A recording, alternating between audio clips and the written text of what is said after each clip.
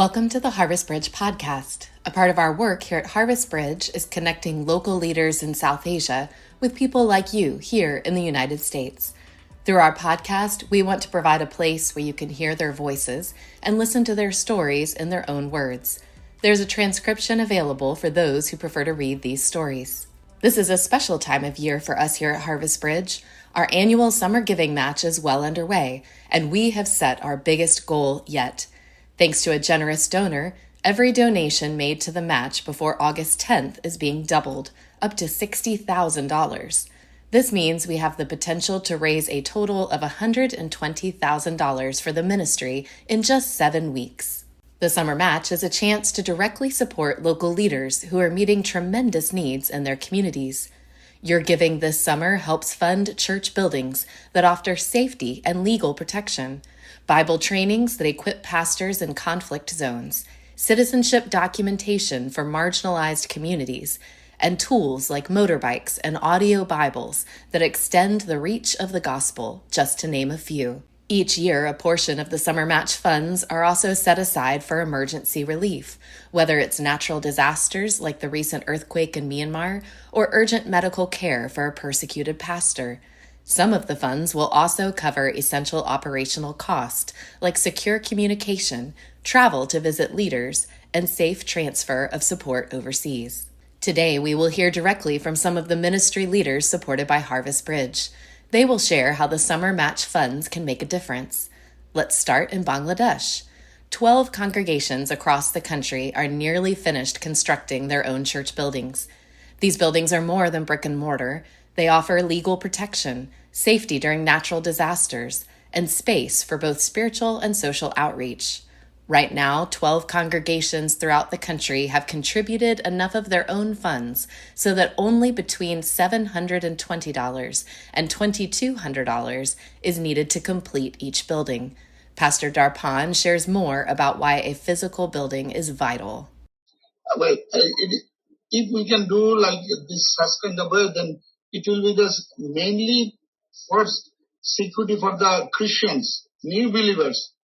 The people, non-believers and the communities people and mainly the Muslim people, those are the extremists. These people, they can see that there is a Christian church building. So a Bangladeshi extremist or Muslims or any religion people, they knows that if we can touch, if we hit any Christian people, then government will be very hard to take the care of Christian people. Because of the Christian world, they are taking care of Bangladeshi minorities. And Bangladeshi, we are Christians, the very minority. And government wanted to take care of us. But without our infrastructure, without our church building, without our physical approach, the government, they said that you have a church building where we wanted to visit, we are not seeing. And sometimes we said that we are worshipping every Sunday at the year. So it is the very weak logic. They don't believe. They don't that Christians are rich in the world. They have a worship place like a church building, such like this way. So without the church building, we couldn't stay at among the community. So it will be very good for us to, as a security, and not only that, mainly I told you that we can use various purpose. When a storm or the cyclone or something is coming, so they have no shelter. Other places gone underwater or house. So sometimes this kind of situation where the people may go just for the cyclone time. So when the water is coming from the sea and some other water and the logging water, so some people, they may come to the this church building and they can stay just for their shelter. After the water removing and the stop the cyclone, people may go another way. We can start a school also. And the community people and some our believers people, children, they may come to attend and get the education from here. In the Andaman Islands, Pastor Ram is encouraged by the results of a recent VBS program, and he would like to increase this important ministry with children. This is a very good, tool, also VBS also. Even for the VBS also, we can call many Hindu children also. This too is a very good, program where we can giving the chance for the other people to whom and all they are praying, and a special particular invitation they have to give, and then they are bringing. Like that, they even in this last year, they even Christmas program also, many Hindu people came. Pastor Shalva in Nepal has seen the impact missionaries are having throughout Nepal and Tibet. He would like to support at least 45 additional leaders to strengthen the church and expand the reach of the gospel. Actually, these 45 leaders, they are very sincerely doing the ministry, and nobody is supporting them. And their church income is very low. So whatever tithe and offering they have, church is giving to the pastor, but that's not enough for him to do the ministry full time, sending his children to his school and doing full time ministry, helping people to grow in the Lord. That's not enough. That's why, like we are supporting to the other 55 missionaries, if we can have that kind of support for these 45 missionaries, that would be wonderful. Inflation remains a major issue in many areas. Pastor Prakash in India highlighted the pressure this places on pastors and their families, saying all essentials are expensive. Pastors and missionaries found it very difficult to manage their family and do ministry, so we want to help them more. Funds in India would provide for additional pastor training and tools like motorbikes, bicycles, and audio Bibles. It would also create economic development projects to help pastors and missionaries develop financial sustainability for the future. In Myanmar, the context for ministry is especially difficult, but the ministry continues to grow. Pastor Pan shared with us his goals for supporting refugee families and increasing Bible training to share the gospel, even as people are scattered during the military coup. We feel that this is the right time for the Christian to stand and take up the responsibility to care and provide food for the needy who are struggling and suffering because of the spirit war.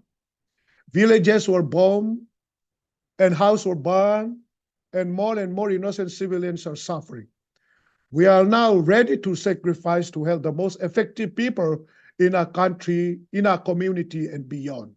So please pray for more funds so that we can share the gospel more effectively and meet the physical needs of our people here.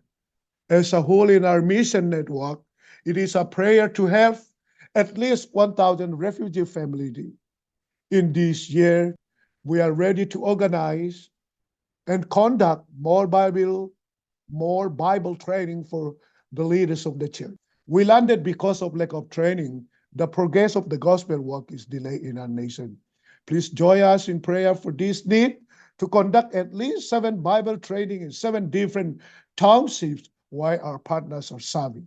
Lastly, I know that I am not alone because I am so clear that you all are standing with us in difficult times. Though the trials, the difficulties are increasing, I know for sure that God chooses me to take responsibility to meet the many needs of my people here.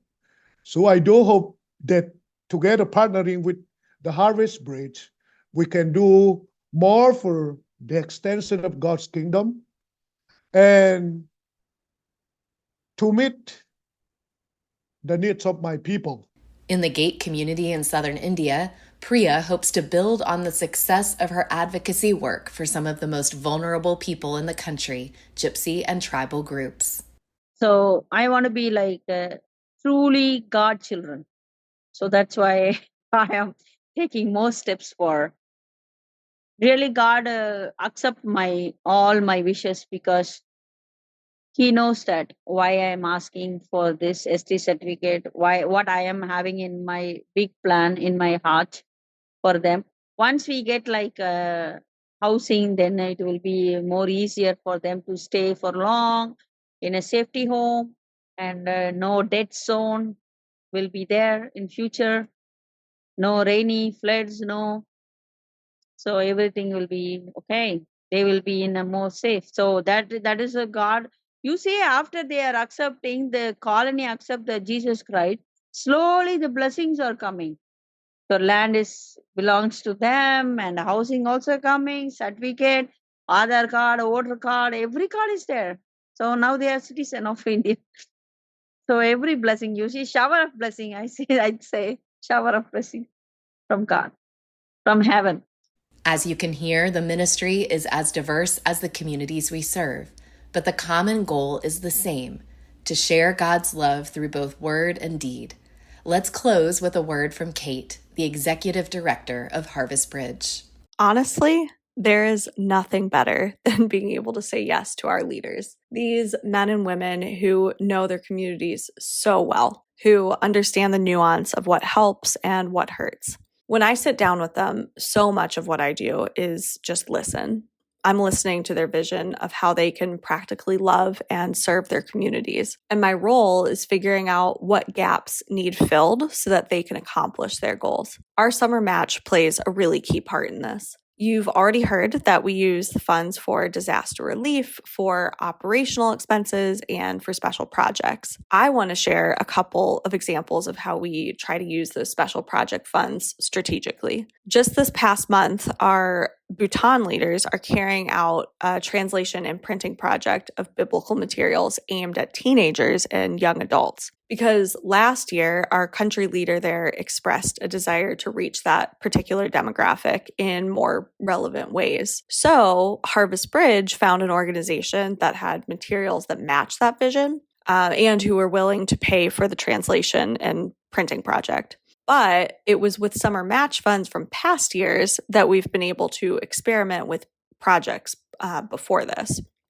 And so when we were looking to partner with another organization on this particular project, we could show the capacity that our local leaders had for something like this. Similarly, in Nepal, Jandi, our co-director in the country, she just wrapped up another women's health camp where hundreds of women received checkups, dozens of women were treated for a prolapsed uterus, and several women received early cancer diagnoses and the follow-up treatment that they needed. It was a very cold December night in 2019 in Kathmandu when Jandi and I were up far too late drinking tea when she first shared her vision for these kind of medical camps. They were meant to address very specific women's health issues that she and other female pastors and missionaries throughout Nepal had been learning about. It wasn't a simple medical camp. And if it was to go well, they needed professional counselors, female doctors and nurses from around the country, and follow-up programs in the community where the camps took place. Well, through funds from a summer match, we were able to prove the impact of camps like this. And now, 5 years later, we partner with multiple organizations to support these camps each year. And a few thousand women and their families have benefited so far. Not only has it had a huge physical impact, it's opened many doors for spiritual conversations and deeper relationships between the local church and their communities. These are just two of many examples of ministry that has grown out of projects funded through the summer match. And I'm just incredibly grateful for each of you who has contributed, who will contribute. And just please know that stewarding your gifts is something I will never take for granted. As of today, we have already met 67% of our summer match goal. Your generosity is incredible. Thank you. You can donate to the summer match by visiting harvestbridge.org and click on Summer Giving Match. Your gift will be doubled through August 10th, multiplying your support for the incredible work happening across South Asia and Myanmar. Thank you for listening to the Harvest Bridge podcast. Follow us on social media or subscribe to our email list to learn more about the ministry of leaders throughout South Asia who are doing much with little.